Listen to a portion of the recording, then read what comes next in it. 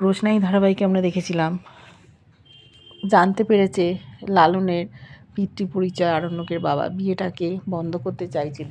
যতদূর মনে হচ্ছে ওদেরই সম্পত্তি হয়তো ভোগ করছে এই চ্যাটার্জি পরিবার। ঠকিয়ে নিয়েছিল আরণ্যকের বাবা। বিয়েটা মন্দিরে দিতে হবে, বাড়িতে দেওয়া হবে না, এই নিয়ে ঝামেলা চলছে। এদিকে টোন টিটকিরি কাটছে জাহ্নবী, বলছে তত্ত্ব নিয়ে এসছে বাবা, এইটুকু তত্ত্ব 500 টাকা দাম হবে।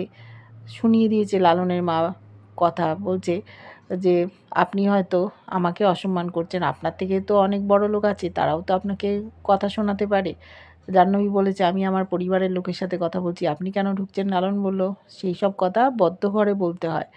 মিনিকে দেখে খুশি লালনের মা, যত্ন আত্তি করবে এই রকম কথা দিয়েছে ওদের বাড়িতে গেলে।